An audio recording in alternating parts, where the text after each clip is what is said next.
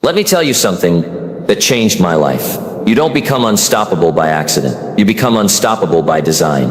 And that design, it's built on your habits. Every day, most people wake up and react to life. The clock rings, the phone buzzes, and they go through the motions, but they're not building anything. Now listen, success doesn't come from massive change overnight. It comes from a few simple disciplines, practiced consistently. I used to wonder why some people rise while others barely survive. And then I discovered the answer. It's not luck, it's not talent, it's daily habits. And in this video, I want to share with you the 7 daily habits that made me unstoppable. Habits that brought order to my day, clarity to my thinking, and power to my actions. So if you're tired of feeling stuck, if you know you're capable of more, and if you're ready to take control of your time, your mind, and your future, then don't just watch this video. Study it, because one idea, one habit can change everything. Let's begin. Habit 1. Plan your day before it begins. Let me give you one of the most powerful ideas you'll ever hear. Don't start your day until it's finished. Now you might say, Jim, what does that mean? It means that you should never walk into a day unprepared. You should never wake up and wonder what to do, because if you do, life will take over. And if you don't have a plan, trust me, someone else does. See, most people live by reaction, not by intention. They wake up and check their phones, scroll through distractions, chase whatever's urgent, and call that living. But I call that surviving, not thriving.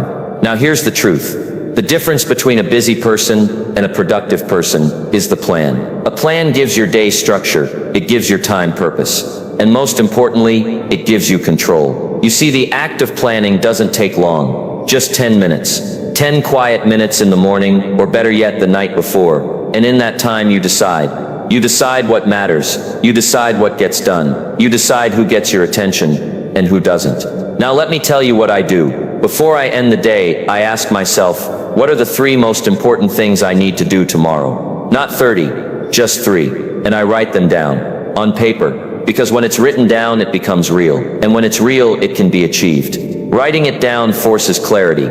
It eliminates noise, and it gives your subconscious mind a clear set of instructions. Here's another secret. When you plan your day, you don't just control your time, you take control of your emotions. You eliminate the morning confusion, you reduce stress, you walk into the day with purpose, and people notice it. You become the kind of person who's ahead, not always catching up.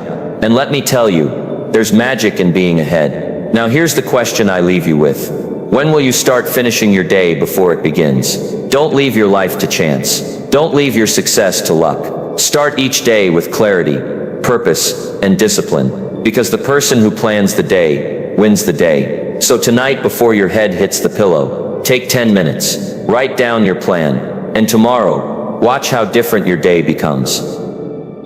Habit 2. Feed your mind with wisdom. Let me tell you something I learned early on. Your mind is like a garden. You can plant flowers, or you can grow weeds. But either way, something's going to grow. And here's the principle. If you want to live a rich life, you have to feed your mind like it's your most valuable asset. Because it is. Now I used to think, Jim, I don't have time to read. But then I realized I had time for television. I had time for gossip. I had time for nonsense.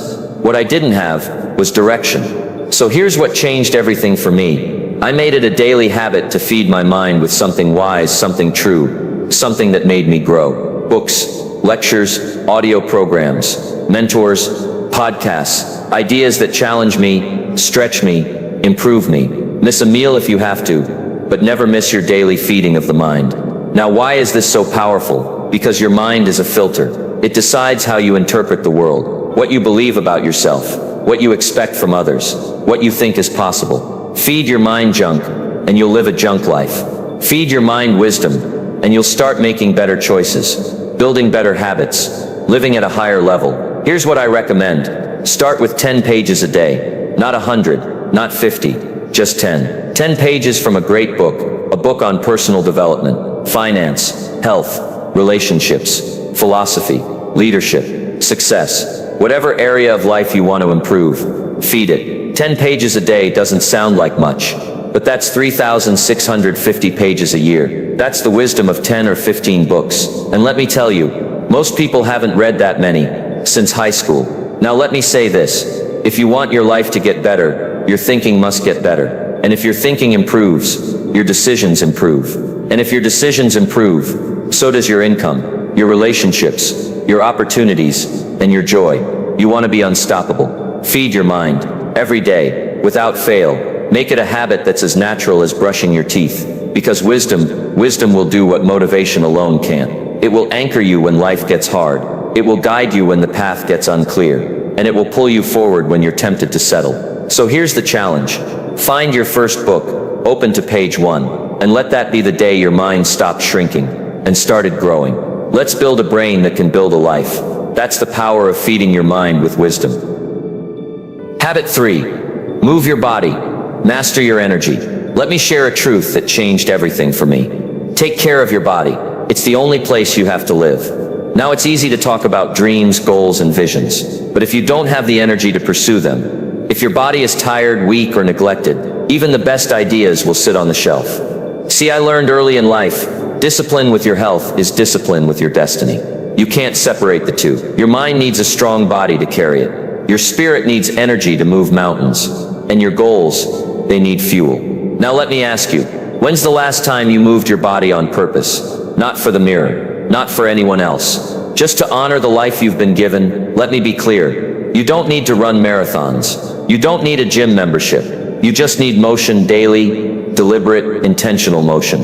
A walk around the block, a stretch in the morning, a short workout in your living room. Whatever you can do it, and then do it again tomorrow. Because movement creates momentum, and momentum creates motivation. And motivation, that's what makes you unstoppable. Here's a principle I live by. Treat your body like a performance machine, not a storage unit. Feed it well, rest it well, move it daily. You'll be amazed how different life feels when your body is firing on all cylinders. You speak with more confidence. You think more clearly. You show up stronger, and people can feel it. Let me remind you, success is not just mental, it's physical.